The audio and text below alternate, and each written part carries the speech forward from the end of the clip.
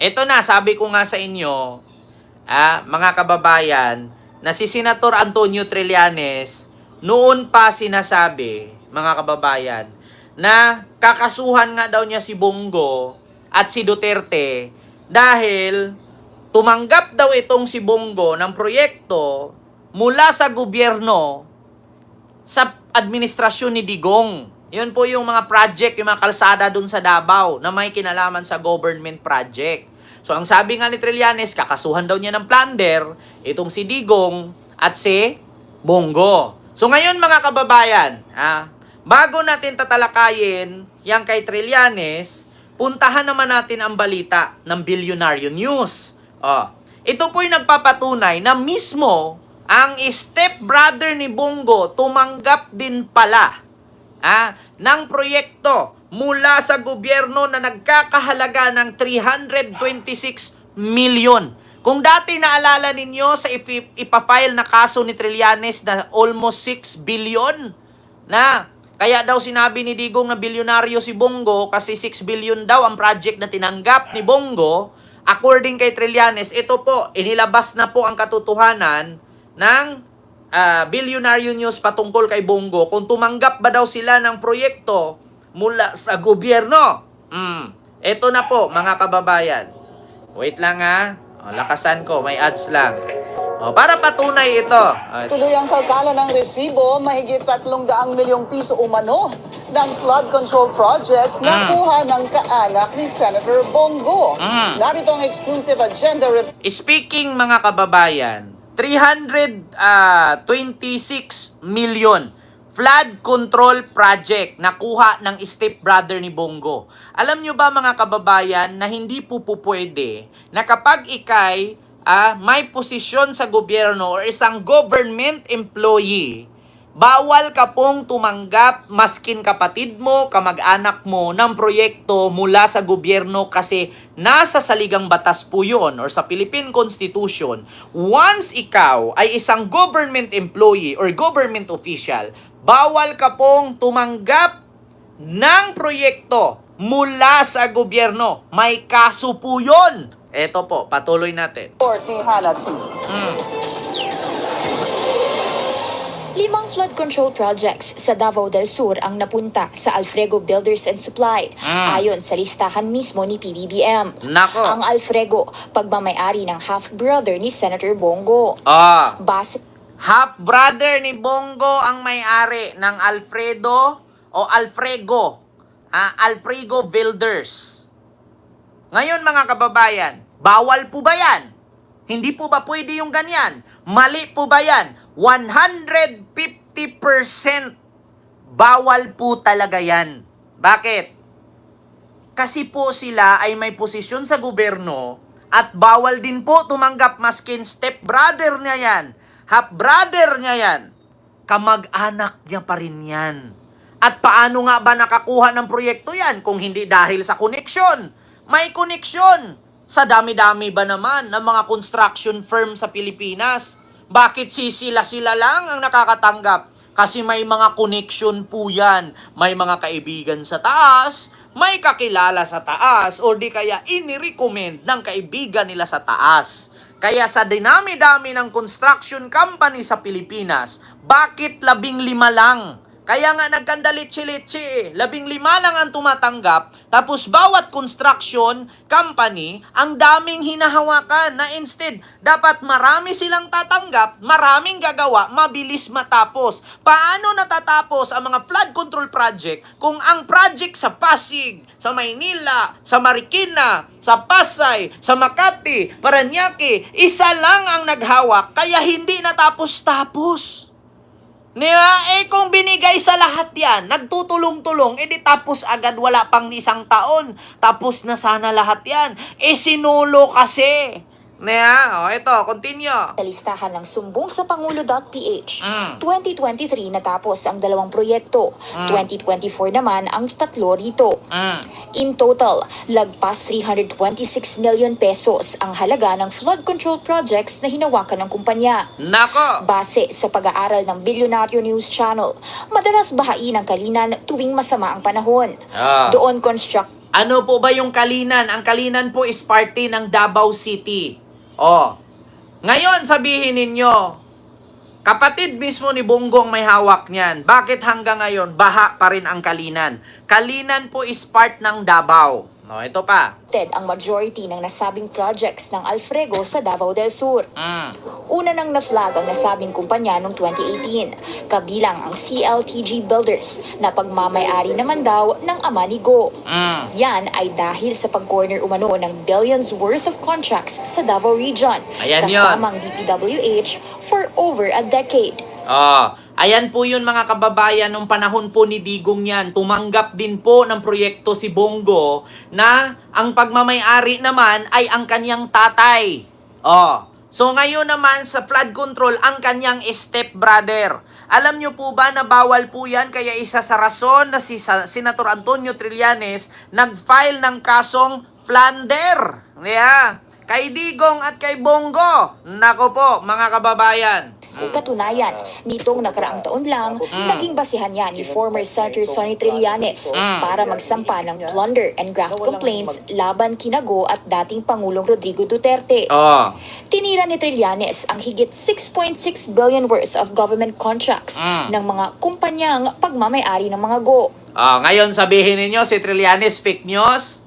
Ngayon sasabihin ninyo si Trillanes sundalong kanin, kwentong barbero, gawa-gawa ang kwento. Eh bakit naglabasan ngayon yung mga binulgar ni Trillanes noon?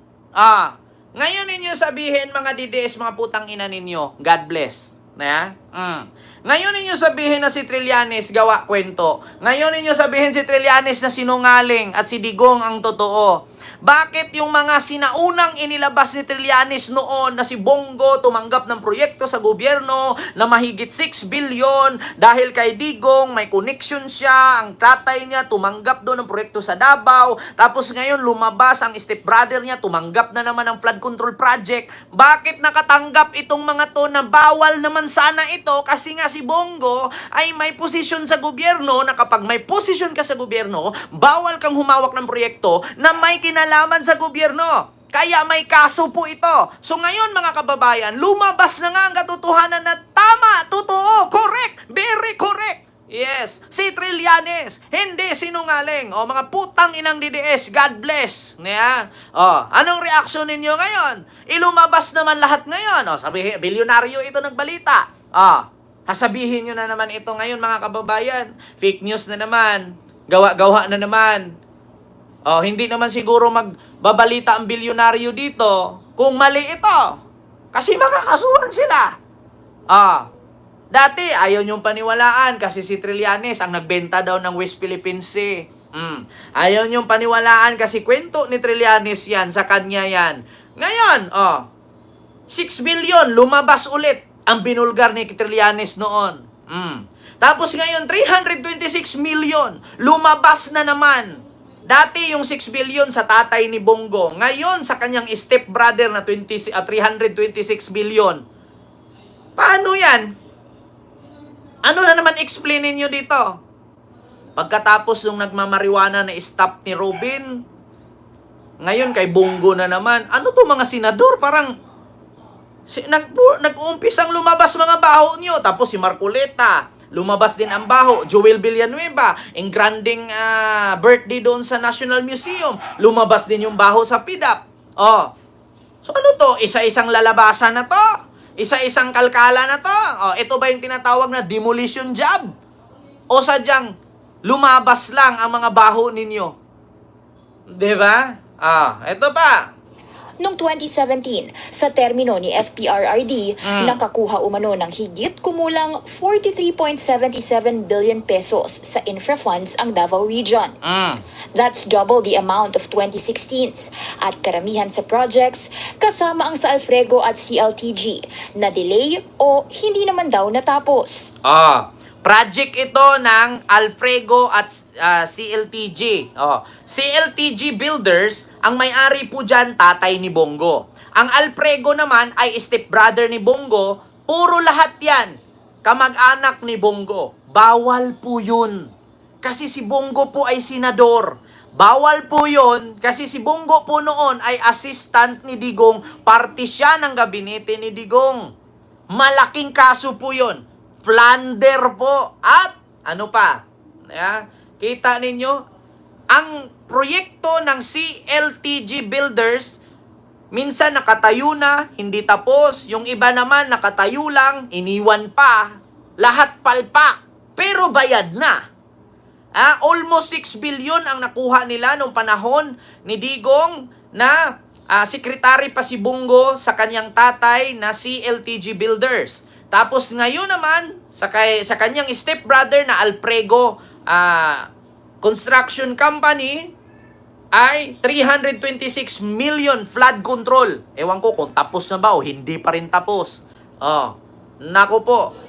Ayon pa kay Trillanes, dahil sa pag-award ng daang-daang public infra projects na ito sa mga kumpanyang nabanggit, tila nagpayaman ang next of kin ni Go.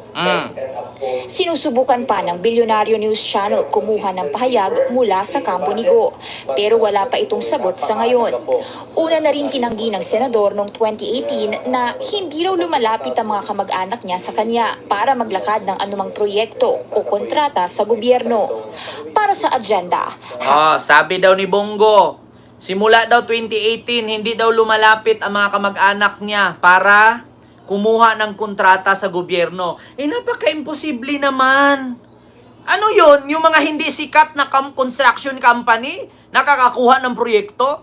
Samantalang yung mga gumagawa ng Okada, gumagawa ng SMDC, gumagawa ng Ayala, gumagawa ng kung ano-anong mga kondominium, walang natatanggap. Samantalang yung mga hindi sikat na mga construction company, nakakatanggap. Bakit? Kasi may mga kapatid na politisyan, may kamag-anak na politisyan, or may kaibigan na politisyan, kaya nakakatanggap ng proyekto sa gobyerno.